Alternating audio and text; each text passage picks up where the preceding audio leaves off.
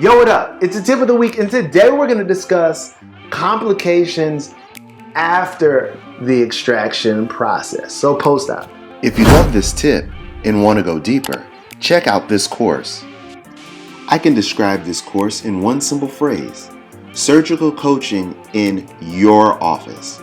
Concierge Surgical Coaching is a PACE accredited with the Academy of General Dentistry.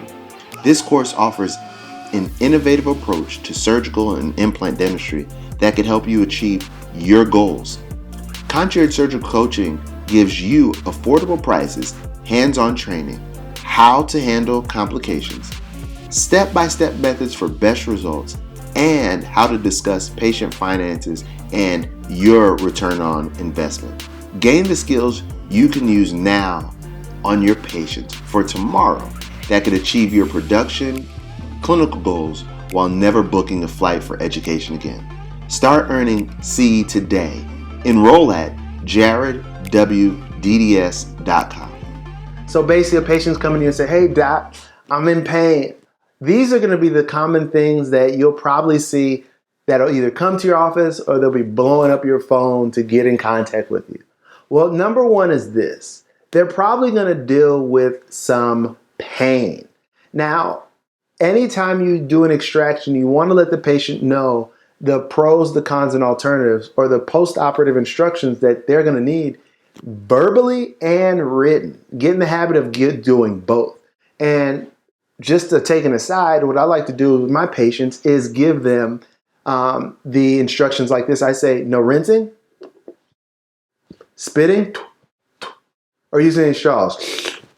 And I did that way, not from the side view, but just for some theatrical mumbo jumbo. But you want to do that just so that they could hear it, see it, and visualize it. So that when they go home, they'll be like, oh, he did something silly. So I remember. Because not everybody's going to read that slip, but we're going to be held accountable for it. So you might as well just give that to them as much and as possible as you possibly can, from your assistants, front desk, so on and so forth.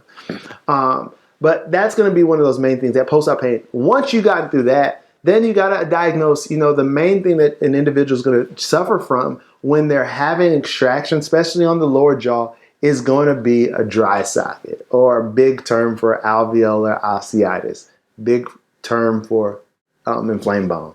When that happens,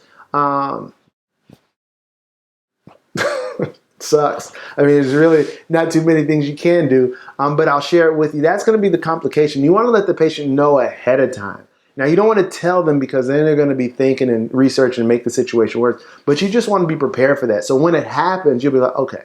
And there's different ways in which you could let the patient know what to do moving forward. I covered that in the other video, so feel free to just go down and just binge watch on those other videos, specifically when it comes to dry socket. The other one is going to be swelling. Now, you want to make sure that the patient has the proper antibiotics or pain medications or steroids that they're going to need to take care of that. One thing I like to do is have patients take pictures. I really will allow them to take a picture as a selfie. I have them cover their eyes so that we get around HIPAA, and they'll send me their pictures so I can determine, are they really swelling, or is it just something that they're really concerned with? And as you do so many of these procedures, you'll get to know what is of concern and what isn't. And you could also have them take a picture inside their mouth, send it to you, and you could read it. Make sure you document that in your notes, letting the patient know that you know it. And then if something happened later down the road, you could always access those files, pictures, and the documentation on time that you gave it. Post-op pain. I know I covered this with the dry socket, but post-op pain is a big one. When I give prescriptions, I very seldomly give narcotics. I'll generally do like a Medrol dose pack, a Motrin. If the patient is like really pushing it, then I'll throw in like maybe some codeine or, some tramadol to knock off the edge. The other drugs that I just named, such as tramadol or codeine or any type of narcotic, is just going to make them sleepy.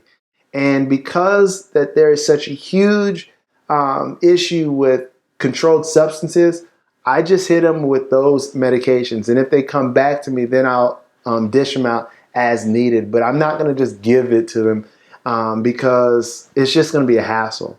And then now what you could also do now, what they're prescribing doctors to do now is, like, before you prescribe any type of narcotic or any type of controlled substance or any type of pain medication that is not controlled. I know I'm repeating myself, but if I repeat it, you'll remember it.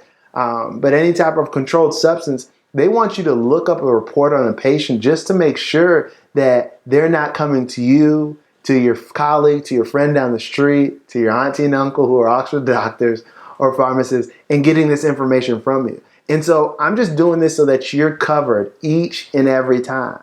And there you have it, guys. Those are the 3 complications that you're probably going to see when you are treating a patient after the procedure. So once again, guys, if this video was substantial for you, write it down in the comments, like, subscribe, share it, because my focus is for you to smile after surgery. Oh yeah, by the way, I'm Dr. Williams, and now you know, my focus is for you to smile after surgery. Make it a great one.